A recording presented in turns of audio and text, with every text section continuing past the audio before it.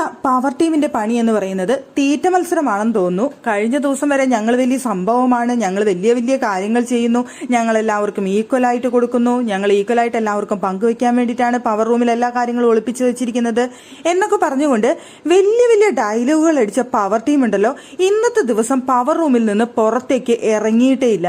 സാബു ഒന്ന് രണ്ട് തവണ അവിടെ ചോദിക്കുന്നുണ്ടായിരുന്നു അവിടെ ക്യാപ്റ്റന്റെ അടുത്ത്, എന്താണ് ഈ പവർ ടീം പുറത്തേക്ക് ഇറങ്ങുന്നേ ഇല്ലല്ലോ, അവർക്ക് അതിൻ്റെ ഉള്ളിൽ ഇരുന്നാൽ മാത്രം മതിയോ എന്ന് രണ്ടോ മൂന്നോ തവണ സാബു അവിടെ ചോദിച്ചു. പക്ഷെ പവർ ടീം അതിന് പുറത്തേക്ക് വരുന്നേ ഇല്ല. കാരണം എന്താണെന്നല്ലേ, അതിൻ്റെ ഉള്ളിൽ ഇരുന്നുകൊണ്ട് തീറ്റ മത്സരമാണ് പവർ ടീം നടത്തിക്കൊണ്ടിരിക്കുന്നത്. ആദ്യം തന്നെ അവിടെ ഗസ്റ്റായി വന്ന സാബു പറഞ്ഞിരുന്നു ആൾക്കൊരു ബുൾസൈ വേണം എന്ന് പറഞ്ഞ സമയത്ത് അവിടെ പവർ ടീം പറഞ്ഞു ഞങ്ങൾക്കും വേണം എന്ന് പറഞ്ഞുകൊണ്ട് 4 പേരും ബുൾസൈ ഒക്കെ ഉണ്ടാക്കി കഴിച്ചു.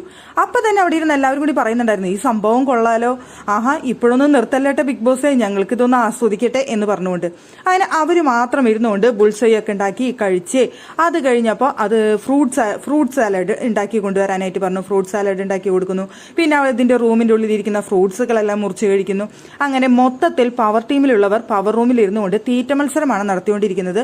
പുറത്താണെങ്കിലോ എല്ലാവരും കിടന്ന് പണിയെടുത്ത് വയ്യാതായിട്ട് ക്ഷീണിച്ച് അത്രയും ലെവലായിട്ട് ഇരിക്കുന്ന അവസ്ഥയാണ്.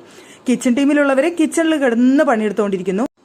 റൂം ക്ലീനിങ്ങും മറ്റു കാര്യങ്ങളൊക്കെ ചെയ്യുന്ന ജിൻഡോയും അർജുനൊക്കെ അവിടെ പണിയെടുത്ത് വയ്യാണ്ടായി. അവിടെ അർജുന് ശ്രീതും വയ്യാതെ പുറത്തു പോയിട്ട് ഇരിക്കുന്നുണ്ട്.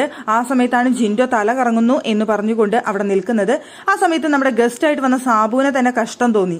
ആ തല കറങ്ങുന്നു എന്ന് ജിൻഡോ പറഞ്ഞത് എന്നുവെച്ചാൽ അതുപോലെ പണിയെടുത്തിട്ടാണ് അവരവിടെ നിൽക്കുന്നത്. അവിടെ സാബു തന്നെ വിളിച്ച് പറയുന്നുണ്ടായിരുന്നു റൂം സർവീസിന്റെ അടുത്ത് ഒരു ഗ്ലാസ് ലൈം ജ്യൂസ് കൊണ്ടുവരൂ എന്ന് പറഞ്ഞുകൊണ്ട് ആ ലൈം ജ്യൂസ് ജിൻഡോയ്ക്ക് കൊടുത്ത് ജിൻഡോനെ കൊണ്ട് കുടിപ്പിക്കുകയായിരുന്നു. ആ സമയത്ത് അവിടേക്ക് വന്നു.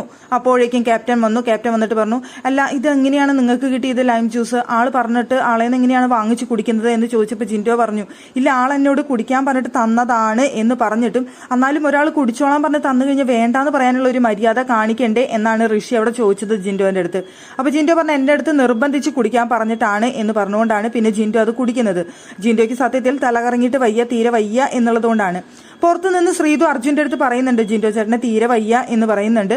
പിന്നെ അതുപോലെ തന്നെ വലിക്കണം, സിഗരറ്റ് വലിക്കണം എന്ന് പറയുന്നുണ്ട് എന്ന് ശ്രീതു പറയുമ്പോൾ അർജുൻ പറയുന്നുണ്ട് ആളുടെ അടുത്ത് ഞാൻ പറഞ്ഞു മതി, ഇനി കൂടുതൽ ഡെഡിക്കേറ്റഡ് ആയി കഴിഞ്ഞാൽ തീരെ വയ്യാണ്ടാവും, നമുക്ക് വൈകുന്നേരം വരെ നിൽക്കാനുള്ളതാണ്, കൂടുതൽ ഡെഡിക്കേഷൻ ഇനി മതി, നമുക്ക് നിർത്താമെന്ന് ഞാൻ ആളോട് പറഞ്ഞിട്ടുണ്ടായിരുന്നു എന്ന് അവിടെ അർജുൻ ഇരുന്ന് പറയുന്നുണ്ട്. എന്ന് വെച്ചാൽ ആ 3 പേരും അതുപോലെയാണ്. അർജുനും അതുപോലെ തന്നെ ജിൻഡോയും അതുപോലെ പണിയെടുത്തിട്ടുണ്ട്. ശ്രീധുവിന് അത്രയും ചെയ്യേണ്ടി വന്നിട്ടില്ല.